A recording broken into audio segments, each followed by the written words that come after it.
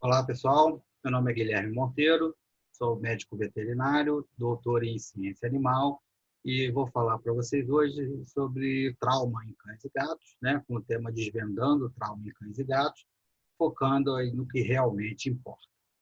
Gostaria primeiro de agradecer o convite da Academia VetSign para esse evento e depois, no final, me colocar à disposição, através de meus contatos, para quem quiser tirar alguma dúvida, depois poder entrar em contato comigo para esclarecer eventuais questões. Então, vamos lá. O trauma, especialmente em cães e gatos, é considerado, muitas vezes, emergência, né? Ou seja, quando o risco de morte é imediato, porque em determinadas situações o trauma pode se tornar catastrófico e o animal muitas vezes chega em uma condição crítica, clínica ou ao hospital para ser atendido. Isso quando até chega, né? Muitas vezes os pacientes vêm a óbito no próprio local do acidente. Então é importante a gente também estar sempre preparado, sempre apto, com uma equipe sempre de prontidão, inclusive saber se esse paciente vai vir a precisar de uma cirurgia ou não, né, para contornar os danos causados pelo trauma. Então, primeiro das preocupações que a gente tem que ter é saber se o paciente está em choque, quer dizer, se ele tem uma hipotensão que pode ameaçadora à vida dele, né? Então, se ele tiver uma pressão arterial média abaixo de 65 milímetros de mercúrio, isso já pode se tornar aí uma preocupação. E se é possível a gente identificar a origem do choque, ou seja, se o choque tem relação com o trauma, há uma hemorragia em andamento, isso também é bastante importante, né? O próprio histórico, tentar saber o que aconteceu com esse paciente nessas intercorrências. Se você consegue identificar alguma hemorragia, né? Lembrar que a hemorragia não é só abdômen, que é o que a gente pensa primeiro, né? Quando vem no trauma, pode ter hemorragia no tórax, pode ter hemorragia no crânio, né? Pode ter sangramentos em alguns compartimentos que a gente não tem um acesso primeiro e a gente acaba se confundindo e o animal continuar sangrando por ali pode acabar complicando e vindo a óbito, né? Então, é difícil, às vezes, a gente estimar o risco de morte, né? Então, quando a gente lida com pacientes em situações críticas, né? Em situações de trauma, a gente tem que focar sempre naquilo que pode matar primeiro. Então, é procurar por eventuais sangramentos, né, e tentar estabilizar o paciente o mais rápido possível, se for possível, né, porque muitas vezes apenas a cirurgia é capaz de realizar essa estabilização. Então, até um consenso mundial que fala sobre sangramentos importantes, né, publicado em 2018, ele sugeria, né, que você tem que ter um atendimento, perdão, 2019, sugeria que tinha que ter um atendimento precoce por uma equipe aí bem preparada, monitorar as funções orgânicas e os distúrbios de coagulação desse paciente, usar uma abordagem de controle de danos, que nós vamos abordar um pouco mais tarde, e trabalhar sempre com protocolos baseados em evidências multidisciplinares, ou seja, integração de vários especialistas tentando contornar o problema da maneira mais precoce possível. Na veterinária, às vezes, a gente não tem essa capacidade de gerar essa demanda, né, toda, porque, dependendo da hora que aconteça, né, muitas vezes acontecendo um trauma na parte da noite, você tem, às vezes, só um veterinário, um enfermeiro, para dar esse suporte num paciente que chega oriundo de um trauma. Então, todos têm que ter um treinamento bem eficiente para minimizar o risco de óbito desses animais. Então, para a gente entender um pouco a importância disso, né, distribuição do volume circulante, a gente sabe que 84% do volume sanguíneo ele está na circulação sistêmica. Desses, 64% estão nas veias, 13% em artérias e 7% em arteríolas e capilares. O coração corresponde ainda a 7% do volume circulante e os vasos pulmonares, os outros 9% do sangue circulante. Então, as veias são os grandes reservatórios de sangue, né? Embora as artérias tenham um volume menor, mas as artérias têm uma pressão, né, muito mais alta. Então, o sangramento arterial, embora tem um volume circulante menor, ele preocupa mais, porque as artérias têm uma pressão muito elevada, aumentando o volume de sangue que é ejetado durante um sangramento. Às vezes tem um volume maior, mas tem uma pressão muito baixa. Então, às vezes, é mais fácil, né, contornar um sangramento venoso do que um sangramento arterial. Mas tudo, obviamente, depende do calibre do vaso que está envolvido no trauma, na lesão. O sangue é normalmente 3 vezes mais viscoso que a água, e quanto maior a viscosidade, menor o fluxo, né? Só para a gente ter uma noção, uma pressão arterial de 100 milímetros de mercúrio, né? Uma artéria com 1 milímetro de diâmetro, ela sangra em torno de 1 ml por minuto. Né? Com 2 milímetros de diâmetro, ela já sangra 16 ml por minuto. Com 4 milímetros de diâmetro, já é capaz de sangrar até 256 ml por minuto. Então, é uma progressão geométrica, né? E não aritmética. Isso acaba complicando mais ainda a situação aí do paciente. Quando você tem um choque hemorrágico, existe um mecanismo de compensação do débito cardíaco que eles tentam manter, né, a pressão arterial ainda dentro do normal, mesmo quando o volume começa a sair com velocidade dentro do vaso. Então, existem mecanismos baroreflexores e mecanismos de vasoconstrição periférica, arteriolar, que tentam manter o volume circulando nos grandes vasos, para tentar manter a pressão ainda dentro da normalidade. Porém, isso dura por um tempo relativamente curto, né? Quando o débito cardíaco, quando o volume circulante cai mais de 20% de sangue que foi removido, aí a pressão começa a cair, né? E ela despenca rapidamente, podendo chegar ao óbito desse paciente em pouco tempo. Então, uma das manobras iniciais que a gente faz é o que chama do ABC do trauma, né? A vem de airway, de via aérea, B de breathing, de ventilação, e C vem de circulation, mas no caso do trauma a gente diz que vem de controle e contenção da hemorragia ou controle de dano hemorrágico, né? Se o paciente estiver inconsciente, a gente deve sempre entubar e ventilar esse animal, né? Se ele está acordado, a gente deve sempre oferecer oxigênio na máscara até a gente ter a certeza de que a oxigenação está adequada. Observa se há alguma presença de um padrão respiratório irregular, isso pode indicar contusão pulmonar ou lesões importantes no pulmão. Observar a presença e a qualidade de pulso e sempre otimizar a fluidoterapia inicial, que a gente vai abordar logo em seguida, né? A fluidoterapia, ela tem algumas particularidades quando a gente fala em hemorragias catastróficas, né? Como a gente fala, é diferente quando a gente faz um fluido no paciente que está internado com alguma doença, mas que a gente consegue, deve, inclusive, trabalhar com volumes de fluido menores, né? Evitando lesões teciduais causadas por excesso de fluido. A dúvida sempre começa se vamos usar cristalóides ou coloides. Cristalóides, eles têm a vantagem de entrar em todos os compartimentos celulares, por esse mesmo motivo, eles saem rápido dos vasos, né? Então, você vai precisar de um volume maior de cristalóide para manter a pressão arterial. A vantagem é que eles mantêm a homeostasia pela presença de eletrólitos. Os coloides são líquidos que são acrescidos, né, de partículas, geralmente derivadas do amido, que têm maior peso molecular. Com isso, elas entram com mais dificuldade nos tecidos, ou até não entram, permanecendo mais tempo circulando. Ora, se isso está mais tempo dentro do vaso, então você vai precisar de um volume menor para manter a pressão arterial. Porém, por que o coloide hoje em dia não é preferido em relação ao cristalóide? Porque justamente por essas macropartículas, né, se percebeu que há uma relação maior com injúria renal aguda e aumento de sangramento nos pacientes que receberam coloide, em detrimento daqueles que receberam os cristalóides.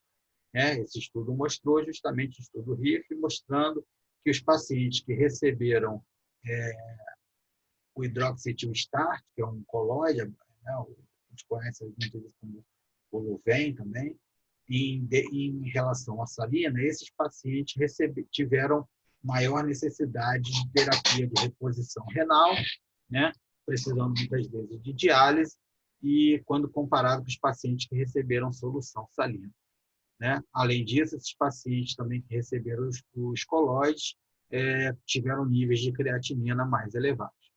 Estudos na veterinária também já mostraram que os pacientes que receberam colóides, né, em detrimento aos cristalóides, tiveram distúrbios de coagulação, com aumento de sangramento e acúmulo no epitélio tubular renal, causando nefrose osmótica. Isso também já está relatado, inclusive, em pacientes veterinários, né, em cães e gatos. Esse também estudo, né, de traumas importantes, manejo de sangramentos importantes, o consenso também citou, né, que a recomendação é a fluidoterapia com cristalóides, soluções cristalóides isotônicas, de preferência com balanço de eletrólitos, né? Então, contraindicando o uso de colóides em situações de trauma também, né? Outra sugestão do consenso é que o ácido tranexâmico, né, que a gente conhece aí comercialmente como Transamin, seja administrado o mais precocemente possível. A indicação é que fazer 10 miligramas por quilo em bolos, mas que ele seja feito nas primeiras 3 horas do início do sangramento. Após 3 horas de iniciado o sangramento, provavelmente o ácido tranexâmico vai ter pouca ação, porque ele atua no processo inibindo a fibrinólise, né? Então, a remoção do trombo, mantendo o trombo ali por mais tempo, diminuindo o sangramento. Depois de 3 horas, perdão, esse processo já está em desgaste, então não faria mais sentido o uso do Transamin após 3 horas do início do sangramento. Mas se o paciente chega em trauma, você não sabe, né, há quanto tempo ele desenvolveu, quanto tempo o trauma aconteceu, há quanto tempo ele está sangrando, é uma opção usar o Transamin o mais precocemente possível. E uma grande questão é saber se os fluidos realmente melhoram a hemodinâmica, né? O que a gente tem um estudo mostrando que, na verdade, toda essa carga de fluido que a gente faz, cristalóides, né, no início desses pacientes graves, eles tendem a equilibrar a parte circulatória, a hemodinâmica, algo em torno de 30, 40 minutos, meia hora, né, para a gente ser mais exato. Então, depois desse tempo, provavelmente, se você não resolver o problema, a pressão volta a cair, a hemodinâmica volta a ficar prejudicada, né? Então, a gente não pode trabalhar só pensando que a fluido vai resolver o seu problema, né? A gente tem que lembrar que conter o dano, né? Conter a hemorragia é fundamental, né? Enquanto se está fazendo fluido também, para você poder estimar ali que esse paciente venha melhorar, ele venha sobreviver. Outra opção que a gente considera como fluido também é transfusão de hemoderivados, né? É importante a gente considerar que nada vai substituir melhor o sangue de um paciente que está hemorrágico do que sangue mesmo, né? Transfusão de sangue é uma ferramenta importante no choque hemorrágico, especialmente em traumas extensos, que pode requerer, inclusive, albumina em algum momento. Então, a gente deve considerar um sangue total, fresco, de preferência.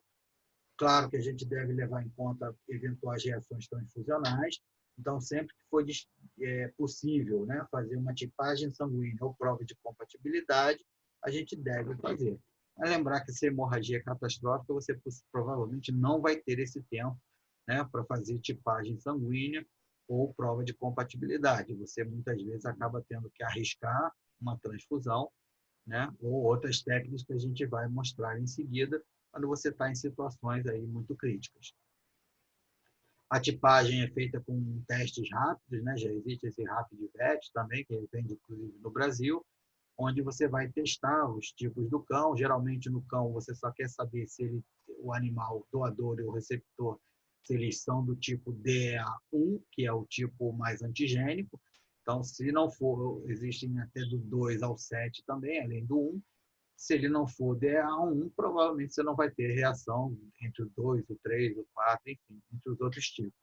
Então, basta testar aqueles animais que são possuidores do tipo DEA1 ou 1.1. Em gato, você testa, tem 3 grupos, né? A, B e AB, então você testa para saber, porque, especialmente se o doador for B e o receptor for A, pode haver uma reação uma reação transfusional muito forte, com aglutinação muito forte, né? Isso pode causar o óbito do paciente em pouco tempo. Então, no gato é muito difícil a gente arriscar uma transfusão sem fazer pelo menos uma tipagem sanguínea. Em cães, na primeira transfusão, você não vai ter problema, ou uma chance muito pequena de você ter um problema. Então, para o cão é mais fácil a gente arriscar uma transfusão, mesmo que sejam incompatíveis, né? Porque as reações transfusionais, se ocorrerem, elas são mais brandas. No gato, isso já fica realmente muito arriscado para a gente fazer. Tá? Então, já vem o kit, já vem pronto, a gente roda lá, centrifuga, coloca nas amostras de controle e você vai poder identificar qual é o tipo sanguíneo do paciente. Para quem não tem esse kit, outra opção é fazer uma prova de compatibilidade simplificada para emergência, né? Mas aí você precisa ter uma centrífuga pequena e ter um microscópio. Você coleta o sangue do doador e do receptor, meio ml de sangue, né, tubinho de hemograma mesmo, centrifuga, separa o plasma do glóbulo vermelho. Num teste maior, você vai colocar 3 gotas de plasma do receptor e uma gota de glóbulo vermelho do doador na lâmina, misturando ali sobre a lâmina, deixando 1 a 3 minutos em temperatura ambiente. Então, você vai olhar no microscópio procurando por aglutinação. Tá? Isso não é coagulação, é aglutinação. Né? São aqueles corpúsculos de aglutinação e a presença desses corpúsculos indica uma grande possibilidade de serem incompatíveis. Precisaria de testes com maior diluição para você ter essa certeza, mas num primeiro teste que você faz mais rapidamente, por isso que é uma compatibilidade simplificada, há uma boa indicação que, se houver aglutinação, provavelmente são incompatíveis. Se não houver, há uma boa chance de não serem incompatíveis. Num teste menor, você inverteria isso e faria da forma diferente. Tá? Aí o cálculo do volume de sangue a ser transfundido, baseado no peso do paciente, você multiplica por 90 se for cão ou 70 se for gato, vezes essa fórmula aí, que é o hematócrito desejado, que para fins de cálculo o hematócrito é 30, tá? Menos o hematócrito do receptor, do doente, sobre o hematócrito do doador. Esse cálculo você multiplica por 90 se for cão ou 70 se for gato, e pelo peso do paciente você vai ter o volume de sangue a ser transfundido. Outra opção é o cálculo baseado na hemoglobina, peso do paciente vezes o aumento desejado de hemoglobina, que aí seria para a hemoglobina chegar até 10, tá? 10 gramas por decilitro. Então, é 10 menos a hemoglobina do doente, vezes 70 vezes o peso, sobre a hemoglobina do doador. Você tem um paciente com hemoglobina abaixo de 5 gramas por decilitro, você tem que transfundir, não importa a causa. Abaixo de 7 já é sugerido, inclusive, uma transfusão. Mas abaixo de 5 você já não consegue garantir a oferta de oxigênio adequada para os tecidos. Tá? E aí a gente pode tentar um alvo de transfusão, né? Chegar com a hemoglobina, chegue pelo menos a 9, 10 gramas por decilitro. Isso aí você já garante um mínimo de estabilidade para esse paciente. E outra opção que a gente poderia fazer é o que a gente chama de autotransfusão, pegar o sangue da hemorragia do paciente e transfundir de volta para o próprio paciente. Algumas observações. Vamos lembrar, primeiro, que essa autotransfusão, a única indicação é quando você precisa de sangue e você não tem mais nenhuma outra opção. Ou seja, você não tem um banco de sangue, você não consegue um doador, você não consegue coletar, aí o paciente está com uma hemorragia catastrófica, precisando imediatamente de sangue. Tá? Então, nesse caso, a melhor opção que você vai ter é coletar esse sangue, né, dentro da cavidade, e aí tem algumas técnicas próprias, mas muita gente faz a coleta diretamente, até com uma seringa, e coloca num filtro, né, que pode ser numa bolsa vazia de fluido e o equipo de transfusão, ou até tem filtro próprio, chamado Hemonate, que você acopla na seringa e vai aplicando lentamente, ele segura ali eventuais microtrombos. Tá? Esse estudo mostrou que não houveram grandes alterações nos animais que receberam a autotransfusão, tá? Em 25 casos, alguns tiveram alguns casos de hemólise pós-transfusional, alguns casos de hipocalcemia, mas nada que não conseguiu ser resolvido. Tá? Então, o autor considera que a autotransfusão deve ser usada, né, como uma ponte entre o controle da hemorragia em pacientes graves, especialmente quando você não tem outras fontes de sangue disponíveis, né, não tem produtos de sangue disponíveis, ou, inclusive, que o proprietário não tem a condição de arcar com esses custos. Né? Você sabe que transfusão é caro, né? Comprar uma bolsa de um banco de sangue sai algo em torno de 400, 500 reais. Então, muitos proprietários, muitos tutores não vão ter condição de arcar com esse custo e a autotransfusão também é uma opção em relação a isso. Então, aí algumas técnicas, entre elas o uso de 2 seringas, né? Coleta com uma seringa, acopla em outra e passa de uma seringa para outra, isso já filtra alguns microtrombos, e o uso aqui do Emonate, que é essa que está na ponta da seringa aí, que é um filtrozinho também, pode ser usado, e você vai fazendo diretamente a infusão do sangue, né? Outra opção, como eu falei, é esvaziar um frasco de fluido, colocar o sangue dentro desse frasco e usar um equipo de transfusão também, é uma outra possibilidade para ser feita. Tá? Então, quando você tem uma cavidade, mesmo havendo contaminação, isso é importante que se diga, mesmo que o sangue não aparente estar viável, muitas vezes a gente precisa fazer essas aspirações.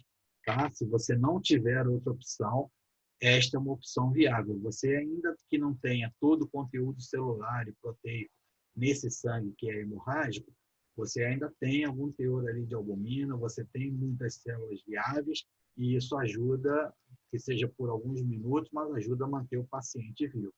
Tá? Então, é uma possibilidade que a gente não pode descartar. A xenotransfusão é a transfusão entre espécies, né? Geralmente é mais estudado transfundir sangue de cão para gatos. É mais improvável transfundir de gato para cão pelo próprio peso dos animais, né? Dificilmente você vai ter um gato com peso suficiente para doar sangue para um cão, mas o inverso é possível. E isso já vem relatado na literatura há séculos, né? E até humanos que recebiam sangue de outros animais, de cabra, de ovelha, de cachorro, e sem grandes complicações, né? Óbvio que tinha algumas reações, mas sem levar muitos pacientes a óbito. E existem diversos relatos na literatura de gatos que receberam sangue de cão e sobreviveram, tá? Então, assim, é claro que não é para fazer isso se você tem outras opções mais viáveis, né? Como o sangue de um doador compatível. Nada é, obviamente, mais indicado do que isso. Então, você só vai considerar a autotransfusão ou a xenotransfusão quando você não tiver mais opção nenhuma. Tá? E o risco de morte desses animais for evidente, né? Se tiver pouquíssimo tempo para agir. Tá? Então, nesses casos, está indicado, então, ou a autotransfusão ou a xenotransfusão também.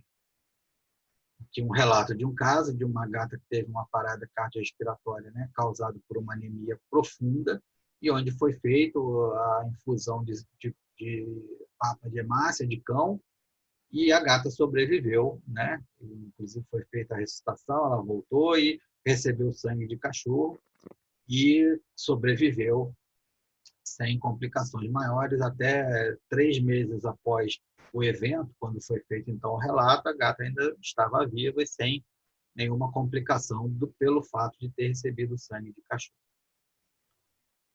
Entrando então nos traumas mais específicos, trauma abdominal, que é o mais comum, né? Porque especialmente com o abdômen ele é mais desprotegido, os animais, cães e gatos, por serem quadrúpedes, sofrem bastante, né? Com impacto na região do abdômen. Algumas manobras que a gente pode fazer, além do que a gente já falou do ABC, né? Então, aplicar uma contrapressão no abdômen, né? Fazer uma pressão, deixar o abdômen bem comprimido para diminuir o sangramento. Nisso você ganha tempo para mobilizar uma equipe de cirurgia e começar a sua transfusão de sangue ou de hemoderivados, tentando estabilizar mais esse paciente até poder fazer o reparo cirúrgico se ele for necessário. Tá? Então, esse empacotamento que a gente chama tem que ser feito desde as patinhas lá de trás, né?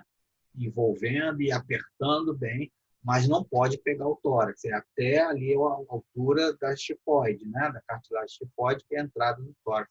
Não pode apertar o tórax, senão o animal não ventila e aí acaba morrendo da hipoventilação, né? E não da hemorragia. Então, é só no abdômen, comprimindo bem. Outra opção, se o animal for pequeno, é comprar um desses manguitos de coxa de humanos, né, que é usado em coxa para medir pressão arterial. Você envolve esse manguito no abdômen, você infla e você consegue comprimir o abdômen, diminuir o sangramento. Mas é claro que mesmo a coxa de um humano, né, de um adulto, só vai servir para um abdômen de um animal pequeno, de um gato, de um cachorro, até um médio porte, talvez você consiga. Tá? Então, tem que ficar ali comprimindo. Mas a outra opção do empacotamento, né, feita aí com toalhas, com compressas, também é viável. É uma opção até você conseguir manejar ali para um eventual procedimento cirúrgico. A importância do diagnóstico do sangramento também é feita. No caso de hemorragia, a gente não funciona na linha média, cicatriz umbilical, 2 dedos acima ou abaixo, como a gente costuma fazer quando é uma ascite, por exemplo. Né? A gente tem que visualizar o abdômen de cima, você vai dividir em 3 regiões, epigástrica, mesogástrica e hipogástrica, e vai funcionar dos lados direito e esquerdo dessas 3 regiões. Tá? Você pode até marcar, e aí você bota o animal em decúbito lateral, funciona embaixo as 3 regiões, vira para o outro lado, funciona de novo as 3 regiões. Aqui está funcionando em cima porque era ascite, né? Mas o certo, se for sangramento, é funcionar embaixo. Essa é uma opção para você identificar, já se começam a ver pequenos sangramentos.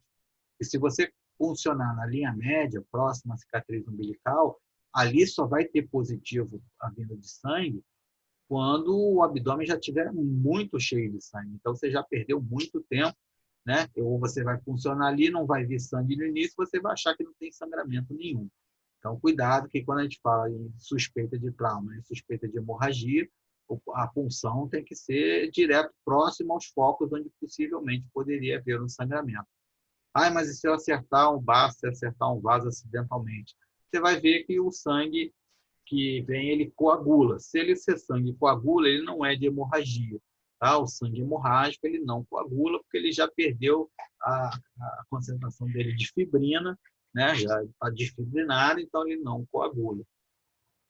Se você eventualmente, por isso que a punção deve ser feita com uma agulha fina também. Se você eventualmente acertar um baço, acertar, né, um segmento de alça, se a agulha for bem fina, você não vai gerar nenhum grande problema, especialmente um problema maior do que o paciente já tem, né, que é a hemorragia.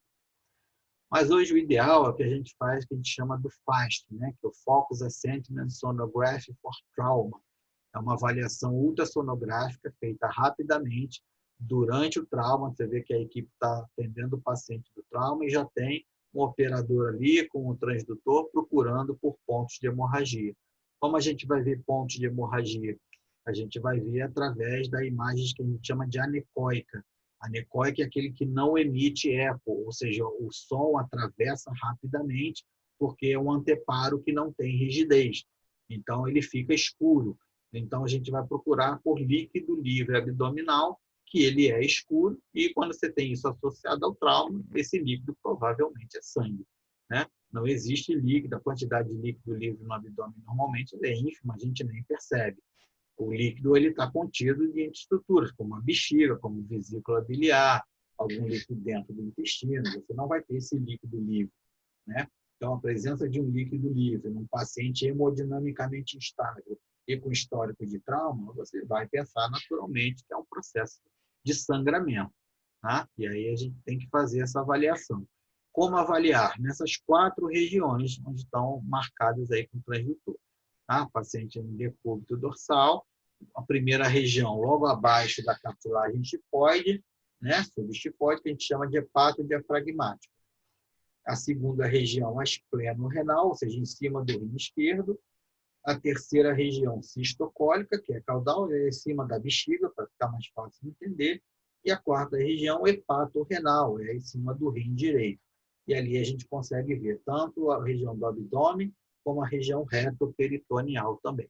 E ali você vai, então, perceber ou não a presença de fluido, né, de líquido livre abdominal, e vai fazer esse score de fluido abdominal, o Abdominal Fluid Score. 0 quer dizer que você não identificou em nenhuma dessas 4 regiões, você não identificou nenhuma presença de líquido livre, é 0. Se você viu uma região dessas com líquido livre ou 2, esse sangramento provavelmente é pequeno, não causando anemia, então você acompanha, né, para ver se isso vai evoluir ou não.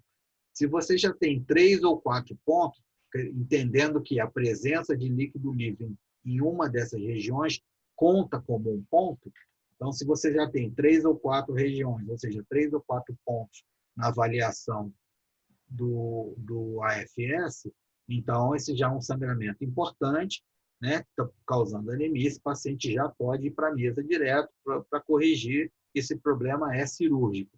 Tá? Mas vai monitorando essa evolução. Ele cita o autor aí, o que é o Liciando a cada 4 horas, mas no caso de um trauma importante, você vai avaliar num tempo muito menor do que esse. Às vezes, em 20, 30 minutos, a gente já está reavaliando caso ele tenha 1 ou 2 pontos. Né? Um 0 dificilmente pode aparecer, mas é sempre bom refazer.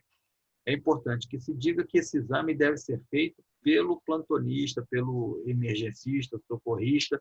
Tá? Você não deve perder tempo, a não ser que você já tenha um profissional da imagem dentro do hospital, da clínica ali à disposição.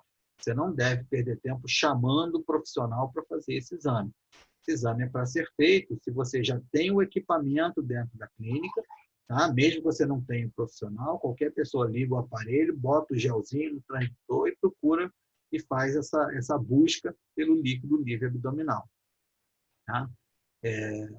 Porque se tiver que esperar chamar alguém para vir fazer o exame, o paciente, se tiver um sangramento importante, ele vai morrer antes de você conseguir dar esse diagnóstico. Se você não tem o equipamento para fazer, ou não quer, ou não consegue e tal, então sua opção é fazer a punção mesmo, né? Funcionar como a gente mostrou anteriormente, para ver se você tem a presença do sangramento abdominal ou não e a quantidade de sangue que vai sair. O mesmo autor, ano passado, ele publicou uma reavaliação desse mesmo estudo, né? Onde então ele passou a medir a quantidade de líquido livre abdominal, tanto para cães como para gatos. Então, vamos dizer que você colocou ali na subchifoide. Você ali pode congelar a imagem, ou até pegar uma régua, colocar na tela e medir. Né? Se a quantidade de líquido que tem naquela região que você mediu, se ela medir menos de 0,5 centímetro para gatos ou menos de 1 centímetro para cães, em vez de contar 1 ponto, ela vai contar meio ponto. Entendeu? Qualquer uma das regiões, se a quantidade de líquido for menor do que 0,5 centímetro para gatos ou 1 centímetro para cães, ela conta meio ponto e não 1 ponto. Então, em vez de ter, numa região, você pode ter 3 locais, né, com líquido livre, mas se nesses 3 locais a quantidade medir meio, né, ponto, então você vai ter 1,5 ponto. Então, você não precisa abrir o animal nesse momento. Tá? É um sangramento pequeno, você pode acompanhar para ver se isso volta a evoluir ou não. Ok? Então, tá aí, mas, por exemplo, você pega uma situação dessa, líquido livre, né? No fígado, você não precisa nem medir, né? A quantidade de sangue, né? Que está ali próximo ao fígado, você sabe que você tem que abrir esse paciente. Né? Mesma coisa aqui, ó, no rim esquerdo, quantidade de líquido livre que tem no espaço retroperitoneal. E isso que eu chamo a atenção, porque às vezes o pessoal que trabalha com imagem já perde muito tempo, às vezes, fazendo a mensuração do rim. Né? Isso não importa o tamanho do rim. O que importa é saber tem líquido livre, não tem. Tem que abrir, não tem. Né? Então, por isso que muitas vezes a indicação é que seja feita por pessoas que não sejam da área de imagem. Porque geralmente quem trabalha com imagem tem aquele hábito de não quer fazer as medidas, quer avaliar a relação córtico-medular, isso não importa. O FAST não tem nem laudo, tá? Você simplesmente faz o exame, tem líquido livre, não tem que ir para a mesa, não tem. Acabou, ok? A quantidade que tem aí em volta do baço também, né? Agora, se você tem uma quantidade muito pequenininha dessa de líquido livre, obviamente que isso aí não pode estar causando choque, né? Nada de importante. Então, se o paciente está hemodinamicamente instável, não é por causa disso. Ele pode estar sangrando em outro lugar também, ou o choque não é hemorrágico, né? Essa quantidade é pequena. E a gente vê assim, ó, a imagem, né? Coloca o transdutor, está em volta aí de uma alça intestinal, perto do útero. Você bota a quantidade de líquido livre que tem, não precisa nem medir, né? Dá para ver nitidamente. Isso aí então, um conteúdo de líquido muito maior do que não deveria nem estar presente logo abaixo da parede. Então, se o paciente está hemodinamicamente estável, você faz o FAST é positivo, a indicação, como eu falei, dentro dessa pontuação, a indicação é laparotomia. Se está negativo ou duvidoso, pode considerar outros locais de hemorragia, ou choque não hemorrágico, ou ainda repetir o FAST depois de alguns minutos, acompanhar, ou até fazer o lavado peritoneal diagnóstico, que é a função abdominal, para ver se vem realmente sangue ou não vem. Ok? Identificando esse sangramento abdominal, muitas vezes o paciente precisa do que a gente chama de cirurgia de controle de danos. Tá? O objetivo dessa cirurgia é apenas preservar a vida do paciente em situações críticas. Né? A gente muitas vezes tem que interromper a cirurgia, retornar para a UTI com esse paciente ainda com a barriga aberta e apenas empacotado, né? Esse paciente que apresenta o que a gente chama de tríade da morte. O que é a tríade da morte? Acidose, distúrbio de coagulação e hipotermia severos, né? Então, isso muitas vezes tem que interromper, porque esse paciente não vai suportar o procedimento cirúrgico completo. Então, em situações de trauma extenso, muitas vezes o cirurgião coloca ali um balonete, uma sonda, para conter o sangramento. O paciente vai empacotado para a UTI, tá vendo? Empacotado mesmo, às vezes com a gás estéreo lá dentro, fecham lá com adesivo cirúrgico, até com filme de PVC de cozinha, você fecha desde que esteja por dentro tudo estéreo, né? E você vai fazer dentro da UTI, transfundir mais rápido, melhor esse paciente, aquecer, corrigir distúrbio de coagulação, ventilar se for necessário. Ele vai melhorar a estabilidade dele e aí depois, geralmente de algumas horas, ele volta para a mesa de cirurgia, onde você vai então terminar os reparos definitivamente e vai fechar o paciente. Tá? Isso não é uma técnica tão difundida na veterinária, mas é uma opção que a gente tem para fazer também. Outra opção, se o trauma for hepático, é fazer o que a gente chama de manobra de Pringle, que é você pegar a tríade portal, onde você tem ali o ducto biliar comum, a artéria hepática e a veia porta. E ali você faz um torniquete, você não pode pinçar, senão você vai danificar os vasos. Tá? Mas você pode fazer um torniquete e esse torniquete você consegue manter, tá vendo? Usando uma sonda de borracha ou uma fita cirúrgica.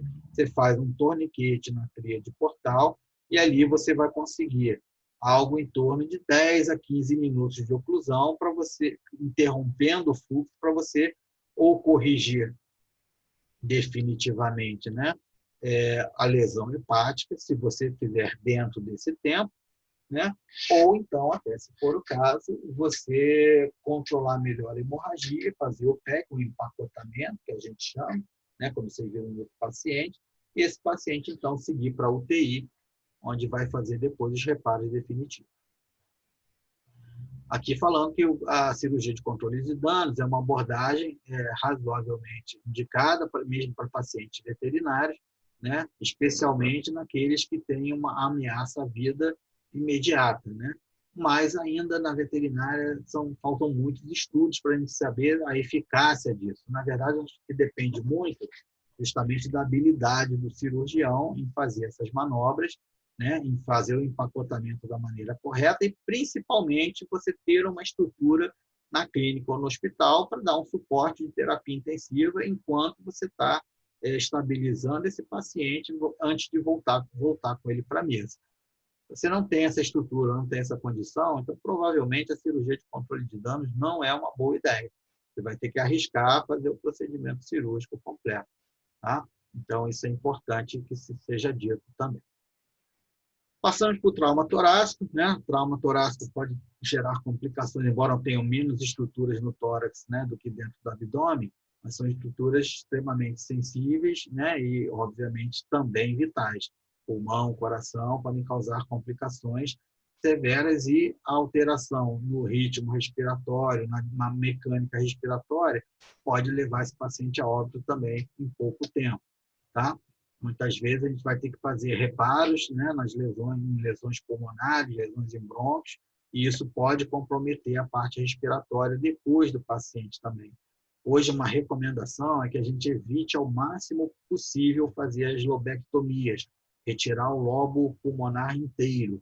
Tá? O que você puder manter, tirar só as partes lesadas, se for o caso, ou até fazer estruturas, a pneumorrafia, mantendo os lobos, né, a parte funcional do pulmão, isso é melhor para o paciente, ajuda ele a recuperar melhor. Tá? Senão ele tende a desaturar muito, o paciente fica com oxigenação muito ruim, você tira um pedaço muito grande do pulmão, ele perde a capacidade ideal dele de ventilação, que é a eliminação de CO2. Então, acaba ficando com nível de CO2 muito alto, né? Esse paciente já chegou a 125 de CO2, enquanto o normal vai até algo em torno de 50, 45, 50. E ele chegou muito grave porque ele perdeu uma área muito grande do pulmão. Acabou depois recuperando, porque o sangue vai se distribuindo depois para os outros lados do pulmão que sobraram. Mas é um risco aí muito grande também. Então, muitos pacientes desses precisam aí também de suporte, né, intensivo, você fazer uma ventilação ali controlada, onde você consegue equilibrar essa parte de ventilação. Então, cuidado quando manejar, quando fizer pneumectomia total, tirar um lobo inteiro, isso pode gerar problemas. Sempre prefiram a sutura, tá? Você pode, mesmo que aquela lesão onde ficou suturada, que ela deve fibrosar e perder a área dela, o resto do pulmão que não tem lesão, aquele lobo que não tem lesão, tá? Vai funcionar, então você vai garantir uma troca gasosa melhor para aquele paciente. Então, mesmo assim como a gente faria no trauma abdominal, a mesma triagem do ABC, observar padrão respiratório, a ausculta, né? Se você vê que tem uma ausculta abafada, que já poderia indicar um pneumotórax ou uma efusão, né, hemorrágica dentro do tórax, presença das lesões aparentes externas, cuidado que as lesões às vezes estão apenas internas, não aparecem, né, numa fratura de costela, por exemplo, pode ter lesões internas que não aparecem na pele. Procurar por perfurações de entrada, opção do curativo de 3 pontos, mas o mais importante, nunca, jamais, sob hipótese nenhuma, fazer bandagem compressiva em tórax. Tá? Tórax não pode ficar restrito, o paciente precisa ter a capacidade de expandir o gradiopostal, porque disso depende a ventilação do paciente e a oxigenação dele. Se ele não conseguir expandir o tórax, ele não respira, vai morrer mais rápido do que o próprio trauma está causando para ele. Tá? Uma opção, quando você tem uma lesão pontual, uma lesão de pequeno espaço ali no perfurante, né, no tórax, é fazer o que a gente chama de curativo de 3 pontas. Colocar ali uma bandagem, né, fechando aquele orifício, e suturar apenas em 3 pontas. Uma das pontas você deixa livre. Por quê? Quando o paciente expirar, o ar sai do tórax, através daquela ponta que está solta, né? Quando ele expirar, essa ponta ela colaba junto ali da pele, diminuindo a chance do ar externo entrar dentro do tórax. Então, essa é uma manobra, claro, que temporária, né? Até você poder fazer um reparo definitivo, mas você evita que fique o ar acumulando no interior do tórax, piorando a condição do paciente. Tá? Outras condições graves que a gente chama de flail chest, do tórax volante, né? O tórax oscilante. E, geralmente, quando você tem fratura de várias costelas adjacentes, né? E o paciente fica com esse movimento, vocês viram no vídeo, movimento paradoxal. Isso vai causar hipoventilação, então ter todo esse cuidado, né? Do ABC, de muitas vezes manter esse paciente entubado, ventilar adequadamente. E uma das opções é também deitar esse paciente com o lado, com a lesão do tórax virada para baixo, né? Que aí o outro lado expande com mais facilidade, diferente do que está aí feito no vídeo. Okay? Outra lesão comum em trauma torácico é o que chama contusão pulmonar. Contusão não deve ser confundido com hemorragia. Tá? Hemorragia é quando o sangue vai para fora do pulmão, dentro do tórax. A contusão pulmonar é como se fosse um hematoma no pulmão. O sangramento é para dentro do parênquima, tá? Então, essa evolução depende da extensão da lesão. Essas lesões nos alvéolos vão comprometer a produção de surfactante, que é a substância responsável pela complacência pulmonar. Então, o pulmão vai ficando menos complacente, com ele menos complacente. Desculpa. Com o pulmão menos complacente, ele vai ventilar com mais dificuldade. Esse paciente, muitas vezes, pode precisar de ventilação mecânica. Então, a contusão pulmonar é uma coisa que não tem assim, muito meio termo, né? Quando a contusão é muito pequenininha, você não precisa fazer nada, além de deixar o paciente em repouso, às vezes uma máscara de oxigênio já resolve.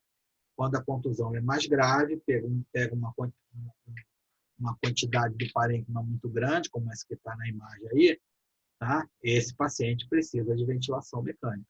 Tá? Quando deixar acumulando sangue, ele vai chegar esse sangue também às vias aéreas, quando você vê, ele já está botando sangue, né? Até pelo tubo, e aí a condição já fica crítica desse paciente. Outra situação que pode causar é rompimento de diafragma, levando uma hérnia diafragmática. Esse movimento, né? Respiração abdominal forçada, quando está associado ao trauma, é bem característico da hérnia diafragmática. As vísceras migram para dentro do tórax, impedindo, né, que o pulmão expanda adequadamente.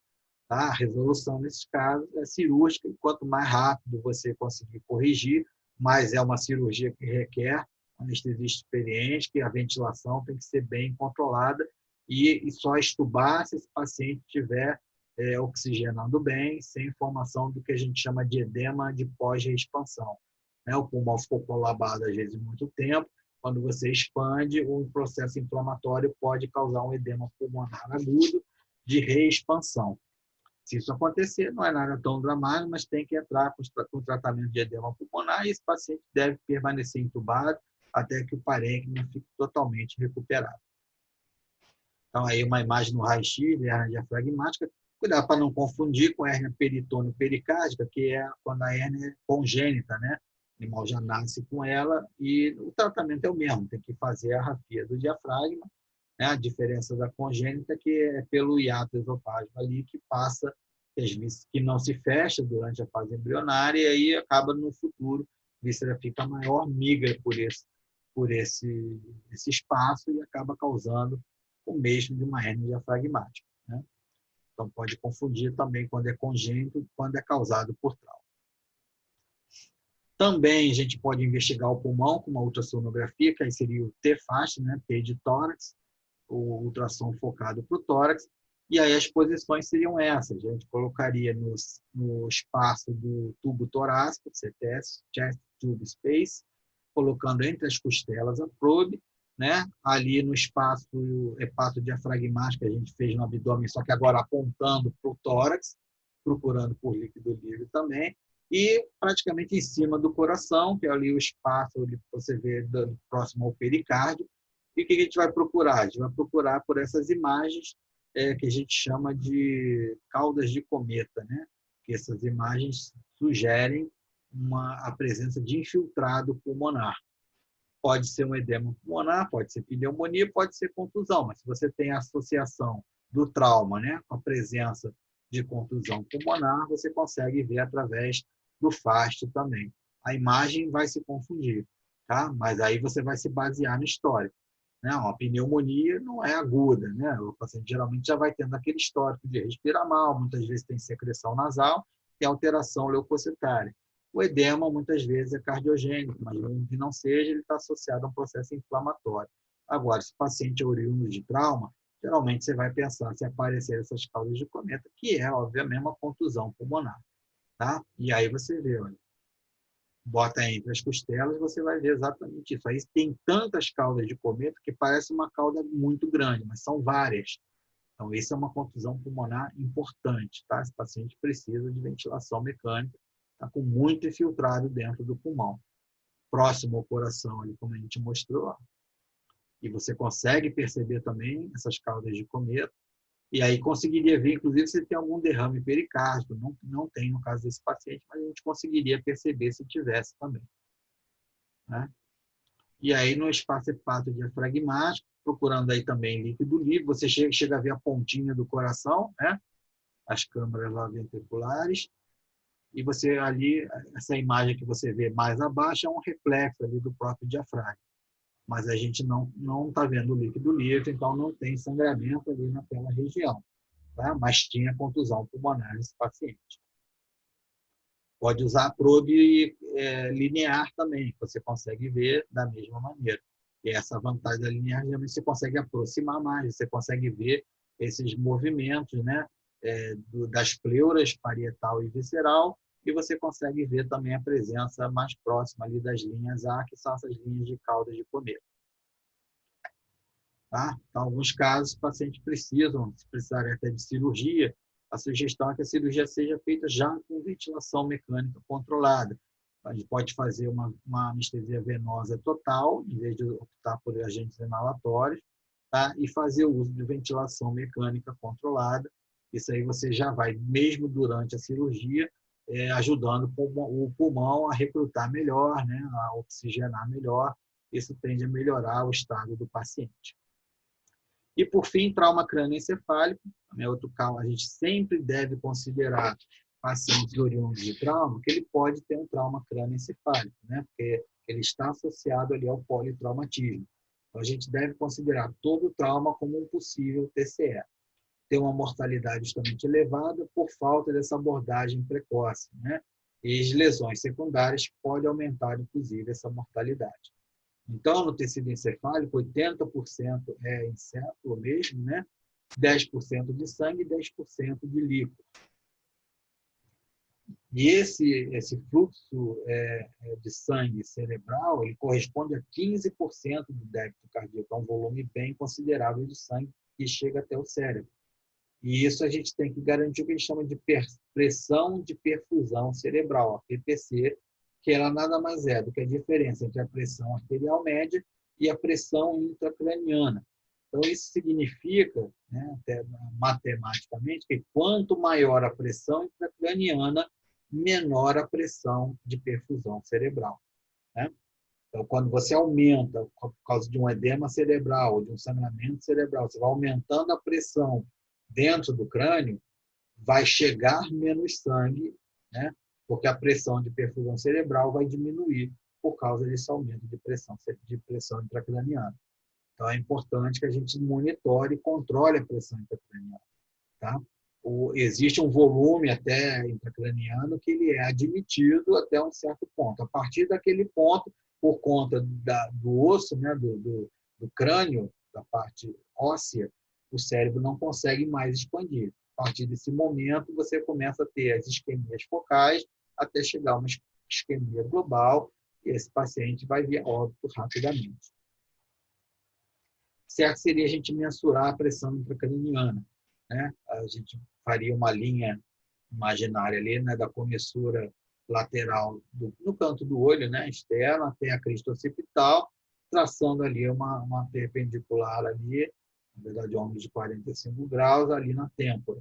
Nessa região, a gente faria uma pequena abertura, tem que perfurar, o ideal com um drill pneumático, mas pode ser uma furadeirazinha com cuidado própria, né? E ali colocar uma cânula para mensurar a pressão intracraniana. Isso não é um hábito muito dos veterinários, mesmo em hospitais mais avançados. No Brasil, a gente não tem tanto esse hábito. Em outros países, isso já está evoluindo mais, mas com o avanço da neurologia veterinária aqui no Brasil, eu acredito que em pouco tempo a gente vai conseguir evoluir nisso aí também. Tá? Mas a gente pode fazer as observações clínicas, né? A tríade de Cushing é um bom indicativo, quando presente, de que você tem um aumento da pressão intracraniana e que o paciente vai apresentar hipertensão arterial sistêmica, bradipneia e bradicardia. A bradipneia, no início, pode se manifestar até contrário, como uma taquipneia, depois é que a ventilação vai diminuindo. Mas se você tiver um paciente hipertenso e bradicárdico, especialmente associação de trauma crânioencefálico, pense num aumento de pressão intracraniana. Tá? E aí você já deve tomar as medidas de correção, que na primeira coisa geralmente são a diurese osmótica, através de manitol, salina hipertônica. Né? Avalie o nível de consciência desse paciente. Uma escala VDN, que é mais simples, você vê se o paciente está alerta, Se não está alerta, mas se ele responde a estímulo verbal, se não responde a verbal, mas responde a estímulo doloroso, e se não responde a estímulo doloroso, não responde a estímulo nenhum. Então, quando ele está alerta, obviamente, é o mais alto da escala, o nível de consciência está mais elevado. Mas o ideal é a gente usar a escala de coma adaptada de Glasgow, tá? Que é uma escala que avalia 3 respostas neurológicas distintas: atividade motora, reflexo cerebral e nível de consciência, pontuando de 1 a 6 cada um desses reflexos. Tá? Então, se o paciente está andando normal, reflexo espinhal normal, pontua 6. Se os reflexos oculares e pupilares estão normais, pontua 6. Se o nível de consciência está alerta, responsivo ao ambiente, pontua 6. Então, essa escala vai de 3 a 18. Tá? 3 a 8 pontos, o nível de consciência é muito baixo, o prognóstico é grave. 9 a 14 pontos, o prognóstico é desfavorável, é reservado. E apenas acima de 15 pontos, 15 a 18, o nível de consciência é considerado mais elevado, e aí o prognóstico é bom. Tá? Então, a avaliação também pode ser pela presença da tríade de Cushing, mais a escala de coma adaptada de Glasgow. Outro que a gente pode avaliar, o edema de papila óptica, se você tiver um oftalmoscópio e souber avaliar a papila óptica, o edema da papila óptica também ele é muito característico de edema cerebral, de aumento de pressão intracraniana. Tá? O ideal seria a imagem, né? Tomografia ou ressonância magnética, seria o padrão ouro. O problema é que muitas vezes isso não está disponível na clínica ou no hospital. A maior parte desses exames é feita em centro de diagnóstico especializado. Então, você não consegue remover o paciente grave desse ponto da sua clínica para fazer um exame de imagem. Os hospitais humanos geralmente já tem isso tudo lá dentro. A gente ainda não é comum. Se tiver, é melhor. Tá? Se não tiver, outra opção é fazer a ultrassonografia da bainha do nervo óptico.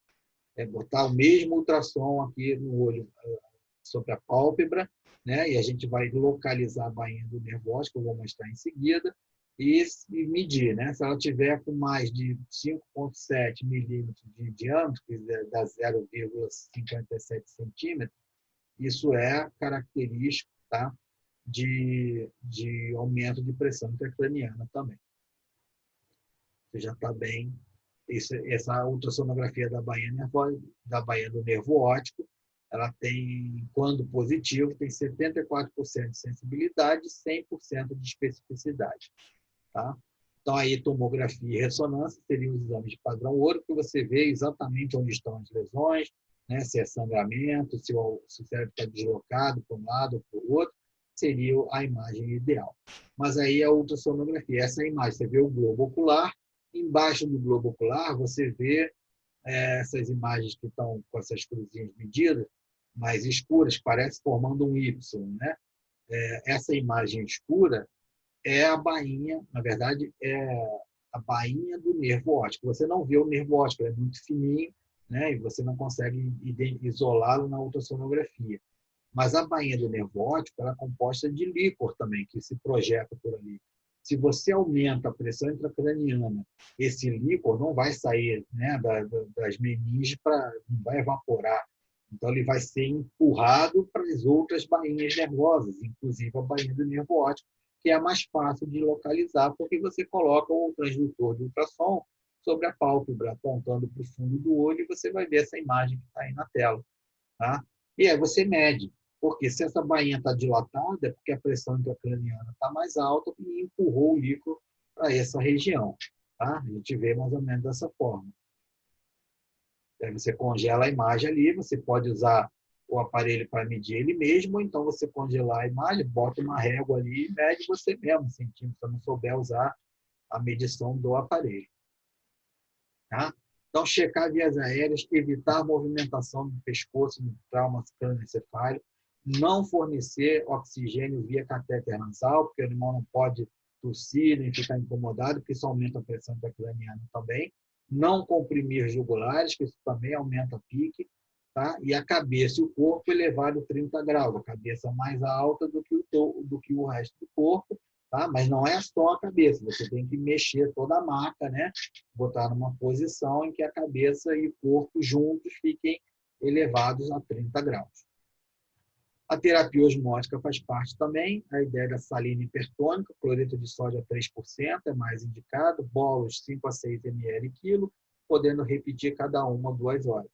Ou manitol, é indicado com Glasgow abaixo de 14, 0,25 a 1 grama por quilo lento durante 10 minutos, podendo também repetir a cada 3 a 6 horas, sempre nos dois casos acompanhar os níveis de sódio, né? Por causa da hipertonicidade que essas soluções apresentam. Um estudo recente mostrou até que em gatos, em cão, né? Mostrando que a salina hipertônica teve uma ligeira vantagem em relação ao manitol nos resultados, mas são basicamente se equivalem. Se você não tiver salina hipertônica, use o manitol mesmo.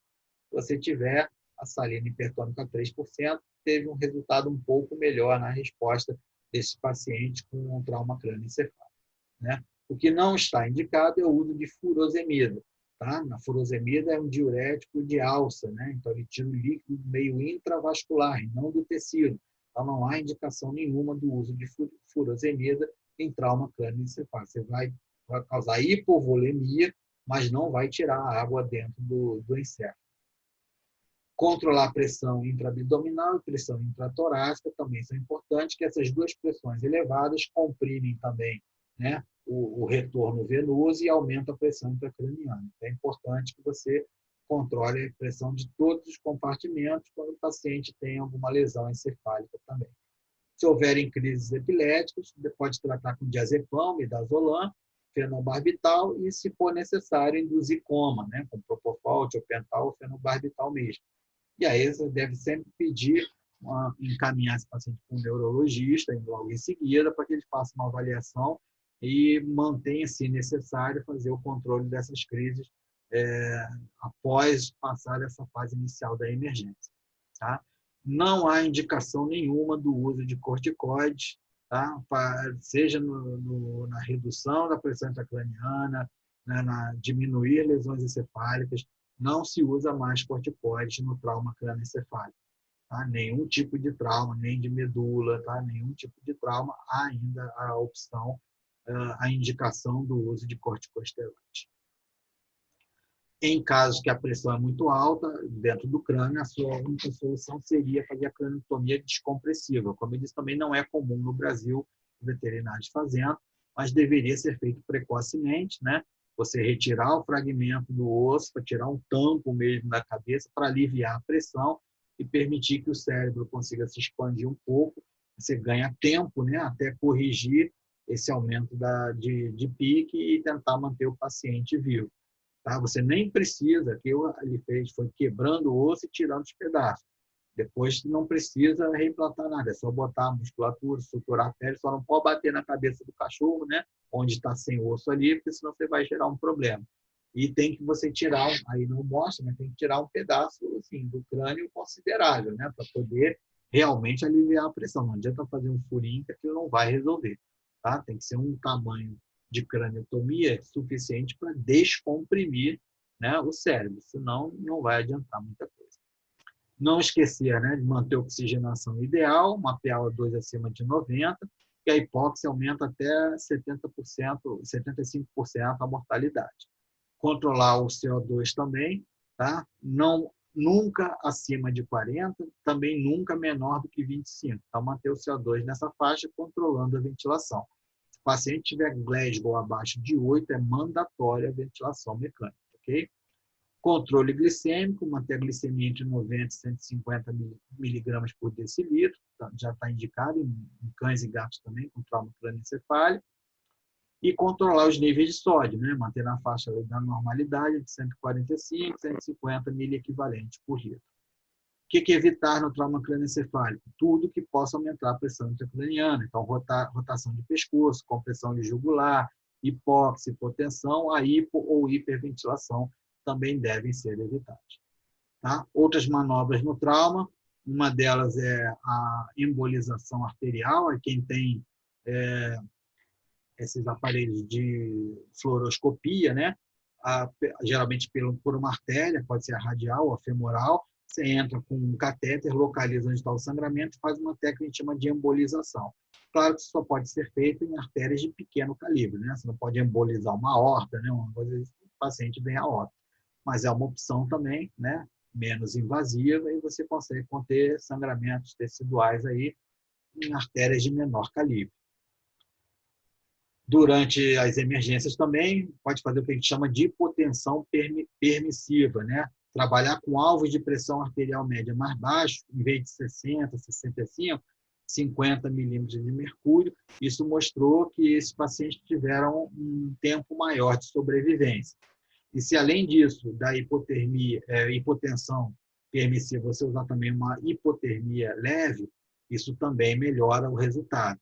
Tá? Mostrou que esses pacientes onde você controlou a pressão em 50 milímetros de mercúrio e com uma pressão corporal, aí, só que isso foi em rato, né? Mas com uma temperatura até 34 graus, em média, esses pacientes também tiveram uma sobrevivência maior.